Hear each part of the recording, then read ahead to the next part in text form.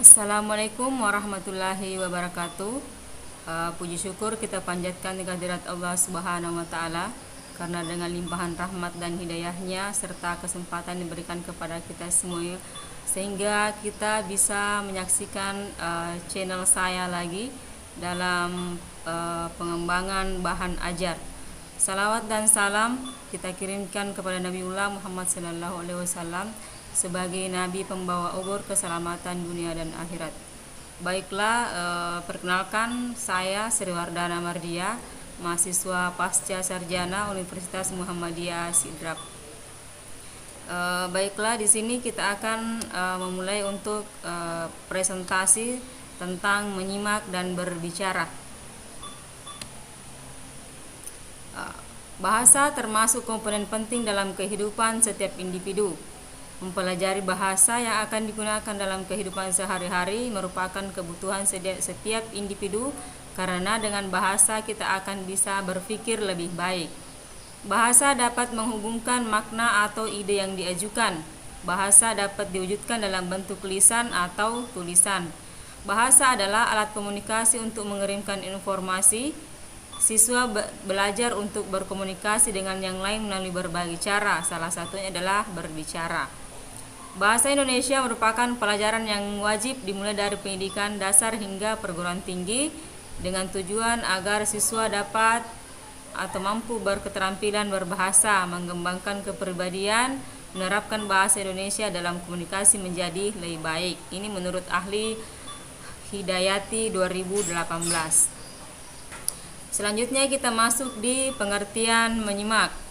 Menyimak adalah suatu proses kegiatan mendengarkan lambang-lambang lisan dengan penuh perhatian, pemahaman, apresiasi, serta interpretasi untuk memperoleh informasi, menangkap isi atau pesan, serta memahami makna komunikasi yang telah disampaikan oleh sang pembicara melalui ujaran atau bahasa lisan.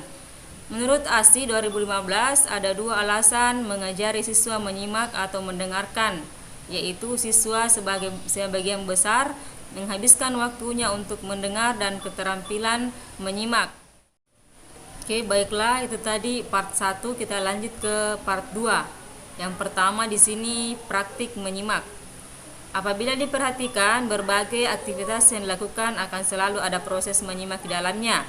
Melalui proses menyimak, setiap individu mengenal konsep segala informasi, baik berupa ilmu pengetahuan maupun hal lain yang belum diketahui.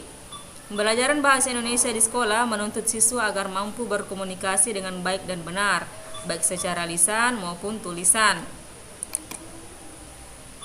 Kemudian menurut Binggol, Celik, Delisis, dan Mart 2014 menjelaskan bahwa rendahnya keterampilan menyimak pada siswa sekolah dasar secara umum disebabkan oleh 1. Siswa tidak menguasai kosakata bahasa kedua, yaitu bahasa Indonesia maksudnya. Kemudian yang kedua, guru tidak memberi contoh relevan dengan lingkungan siswa. Yang ketiga, kegiatan menyimak yang terlalu lama. Yang keempat, kecepatan dan kekuatan menyimak siswa yang rendah. Kemudian yang kelima, guru menggunakan dialek yang berbeda dengan siswa. Yang keenam, lingkungan yang tidak kondusif. Dan yang terakhir, kondisi fisik tidak yang terganggu. Kemudian terdapat beberapa hal yang perlu diperhatikan dalam pelajaran menyimak. Yang pertama, relevan dengan kompetensi yang ingin dicapai. Yang kedua, menantang dan merangsang siswa untuk belajar. Yang ketiga, mengembangkan kreativitas siswa secara individual atau kelompok.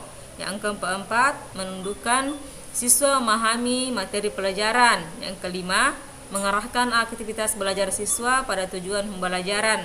Kemudian yang keenam, mudah diterapkan dan tidak menuntut peralatan yang rumit. Yang ketujuh, menciptakan suasana belajar yang menyenangkan. 8. Memperbanyak pemberian materi visual, misalnya dengan ekspresi wajah, gerakan, mimik, dan gambar-gambar. Kemudian ke-9, setiap input bahasa lisan yang diberikan harus diucapkan dengan jelas, perlahan, dan berulang. Dan ke-10, jangka waktu konsentrasi siswa sekolah dasar biasanya terbatas. Oleh karena itu, hindarkan pemberian kegiatan yang terlalu banyak. Yang 11, memastikan pemahaman siswa hendaknya dilakukan pada saat kegiatan menyimak berlangsung.